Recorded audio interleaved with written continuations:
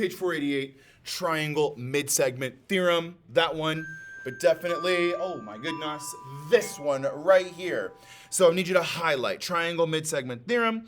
The midsegment of a triangle is parallel to the third side of the triangle and half the measure of the third side. Like 7 and 14 are going to show that 1/2 relationship between the mid-segments to the opposite side. Well, let's just see how true this is, or if there's like a condition we must remember. In fact, you must remember two things.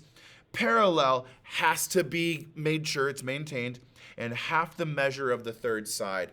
Those together get to be a result of the actual triangle mid-segment.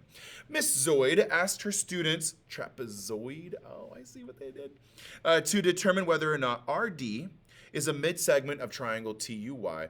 And given that TY is 14 and RD is 7, sounds pretty good, sounds legit. You have that 1/2 relationship. Half of 14 is 7.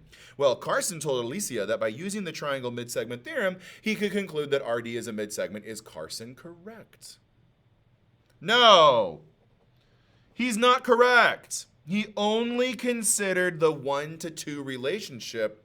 He did not consider the parallel. So Alicia can be like, well, if you do this, or this, or this, or this, or this, they're all 7 centimeters. I don't know if those really are, but the point is, Alicia should draw several 7-centimeter line segments connecting side TU to side TY to indicate that RD is not parallel to side TY.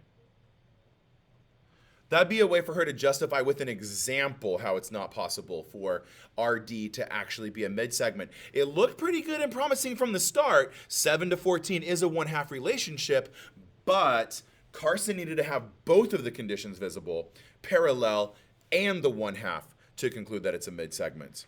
Let's take a look at the reverse of the situation then. Mrs. Zoid drew a second diagram, voila. And on the board, asked her students to determine whether RD is a mid-segment of TY, given that they're parallel, which, by the way, this is the symbol for parallel. This is the word for parallel. This is the notation on the geometry figure for parallel. Okay? Double lines, arrows, or just write the word out. Alicia told Carson that by using the triangle mid-segment theorem, she could conclude that RD is a mid-segment. Is she correct? No, she is not correct. The only thing she considered was parallel. But here, no.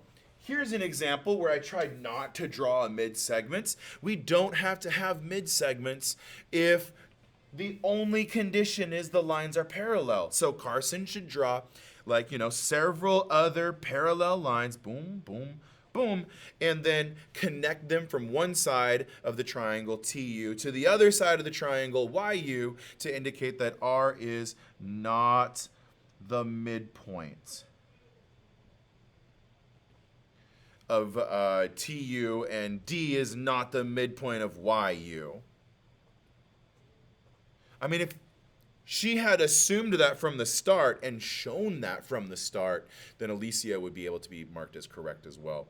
So there you have it. That's page 488, the triangle mid-segment theorem. There are 2 conditions that have to be established, parallel and half of the other side, in order for mid-segment to actually be a possible reason for how we can know what the missing side links are, or to know that the triangles are actually in parallel, like cut along parallel lines. Up next for us is practicing this concept with page 489, so I appreciate you sticking around for this part of the video and watching it all the way through to the end.